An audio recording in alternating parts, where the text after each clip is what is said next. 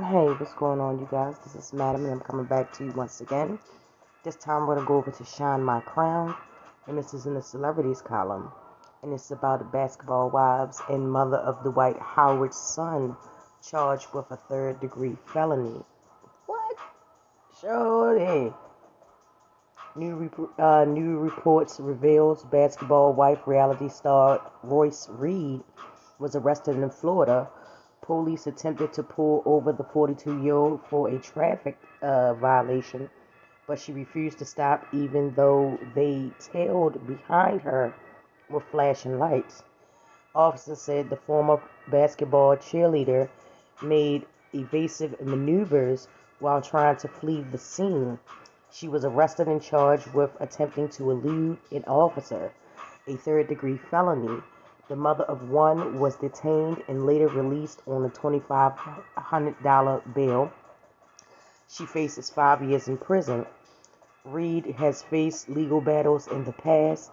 In March, she was charged with neglect of a child after her son, Braylon, who she shares with former NBA baller Dwight Howard, allegedly performed inappropriate conduct with her boyfriend's son, who is a minor. A judge had previously ruled that her son will not be allowed to be around the child without adult supervision, so she was held accountable for leaving her son unattended with the child. Furthermore, court documents show her son was receiving help at a behavioral treatment facility for prior inappropriate engagements with minors. Braylon is 14. During an interview with police, Braylon said that he had not seen his father in a while. The last time he saw him was when he was in town for a basketball game, which was a while ago, sometime during 2020 quarantine. In 2014, Reed complained to authorities after Howard abused their son with a belt, leaving bruises on his body. Reports said Howard admitted to the abuse. The case was dropped and no charges were filed against him. On TikTok, Braylon said that Howard was not a real dad. He didn't even talk to me, and he knew I'm sad. I'm sad and need him. I'm almost 13, so I can talk now. Imagine having to text a third party to try and find out if this person plans on seeing their 2 kids. They live here, Reed wrote on Instagram prior to her charges.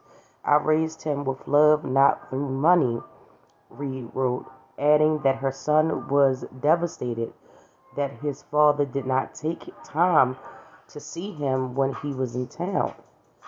And this is the end of the article right there. It is definitely a lot going on there. It is a lot, honey. And I'm just like, honey, at this point, counseling needs to be brought in.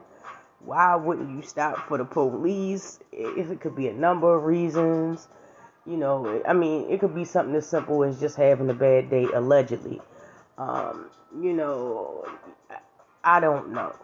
But, honey, you do not need any more dealings with law enforcement at this point. I did do a story about when her son was in trouble.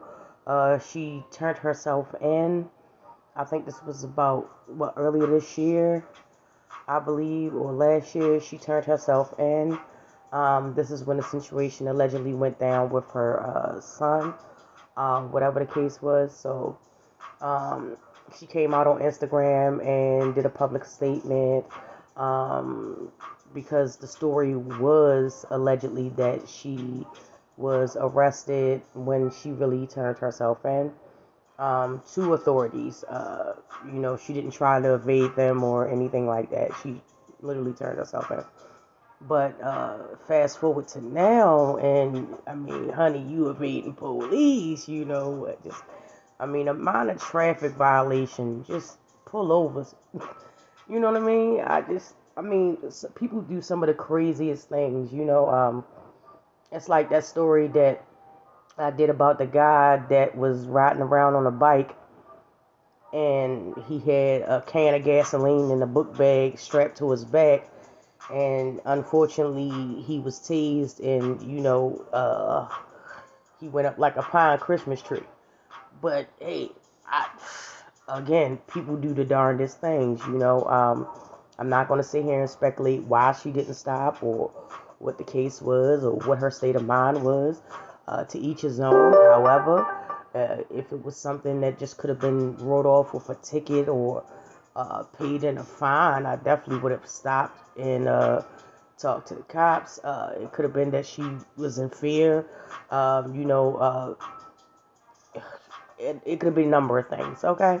But I would like to hear your theories and opinions down in the comment section, as we always do. We can talk about this story or any other story that's going on right now. I got a story that's getting a lot of attention right now, and I want to thank you guys so much for showing me that love on that video about the 17-year-old girl who jumped from a lift. Some people are, accusatory. Some people, they call him BS on the whole shebang, but nevertheless, it is a real story that actually did happen. So, let's get the conversation going either way. You know what I mean? But thank you so much for the love. Thank you so much for the support. I truly do appreciate it. And with that, you guys, I will talk to you in the next video.